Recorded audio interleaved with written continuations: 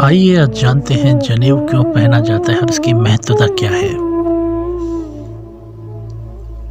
भय कुमार जब ही सब भ्राता दीन जनेऊ गुरु पितु माता। आपने अक्सर देखा होगा कि बहुत से लोग बाएं कंधे से दाएं कंधे की ओर में एक कच्चा धागा लपेटते हैं। इस धागे को जनेऊ कहते हैं। जनेऊ 3 भागों वाला एक सूत्र होता है। जनेऊ को संस्कृत भाषा में यज्ञोपवीत भी कहा जाता है।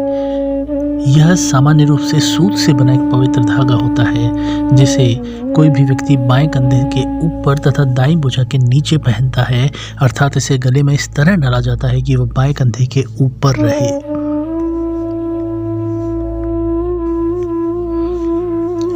जनेऊ में मुख्य रूप से 3 धागे होते हैं। यह 3 सूत्र कहलाते हैं और ये सूत्र हैं देव ऋण, पितृ ऋण और ऋषि ऋण।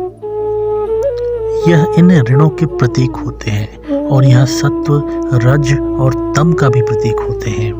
यह गायत्री मंत्र के 3 चरणों का भी प्रतीक है और यह 3 आश्रमों का भी प्रतीक है। संन्यास आश्रम में यज्ञोपवीत को धारण नहीं किया जाता।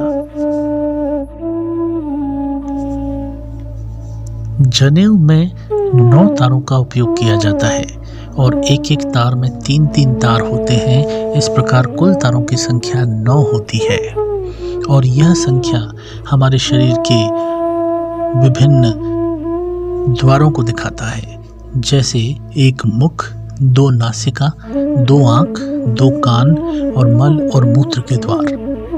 इसी प्रकार यज्ञोपवीत यानी जनेऊ में 5 गांठें लगाई जाती हैं जो ब्रह्म, धर्म, अर्थ, काम और मोक्ष को परिचयित करती हैं। यह 5 यज्ञों, 5 ज्ञानेंद्रियों और 5 कर्मों का भी प्रतीक है। वैदिक धर्म में प्रत्येक आर्य का कर्तव्य है कि वह जनेऊ को धारण करे और उसके नियमों का पालन करे। प्रत्येक आर्य को जनेऊ पहनना आवश्यक है और उसके नियमों का भी पालन करना अनिवार्य है।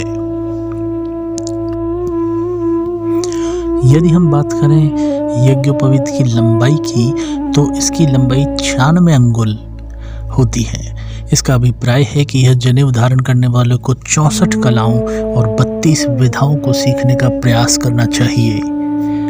4 वेद, 4 उपवेद, 6 अंग, 6 दर्शन, 3 सूत्र ग्रंथ, 9 अरण्यक मिलाकर कुल 32 विधाएं होती हैं और 64 कलाएं होती हैं, जैसे वास्तु, व्यंजन, चित्रकारी, साहित्य, दस्तकारी, भाषा, यंत्र, सिलाई, कढ़ाई, आभूषण, कृषि इत्यादि।